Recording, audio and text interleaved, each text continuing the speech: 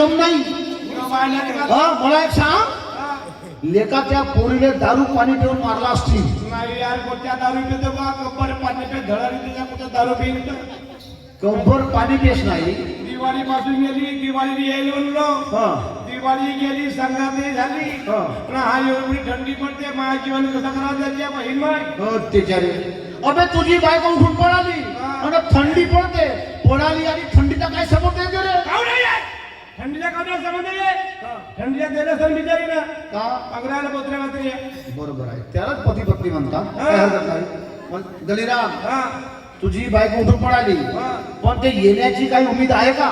येण्याची उमेद मी पत्र पाठवलं, पत्र पाठवलं म्हणा कंटा मुक्ती अध्यक्ष साहेबाच्या हस्ते पत्र पाठवलं म्हणून बायकोला सांगलो, हा पत्र पाहतात घरी आलीस ते बायको बाई, आता तू तिकडे तिथे काही बायका कर, इकडे तिकडे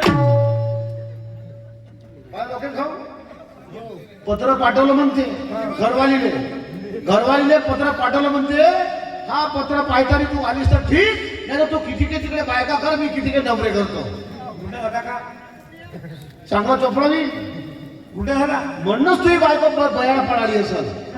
असं बोलू बोलू तुझी बायको उठून पडाली आणि माझाही थोडा प्रसंग आला रे. 8 महिने झाले. 8 महिने झाले. आता 1 महिना 9 महिने बाकी आहे. कोटी येते म्हणजे मी दाबण राव म्हणलंस का? आपले काय 8 महिने झाले म्हणलास ना बयाला? अबे नाही, मी तुला जो सांगत आहो प्रसंग, त्या प्रसंगाला 8 महिने झाले. 8 महिने झाले माई बायको मरण पावली.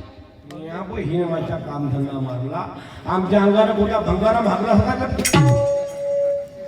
उठून पडणे बायको मरणे म्हणजे भंगार मागणे असते का? काहून नाही, लोकांना ठरका झाला कसा? आता तुम्ही बायको बरं पावली, मरण पावली. तुला आमची रांडा सत्य गोष्ट आहे. माई बायको उठून बरं आली, मला आमची सांडा. बरोबर आहे. तुझा सुप्रसाद दारसाकडे आहे. कोणता प्रसंग? सुप्रसाद दारसाकडे तो फुल्याची साला फैसला बिनवायची. त्याला 2 बायका आहे. कोणत्या कोणत्या गावच्या रे? एक राजुरीची आणि एक ककुडाकडची. त्याला 2 बायका आहेत. तुझी बायको बरं पावली, तुला आमची रांडा, माई बायको उठून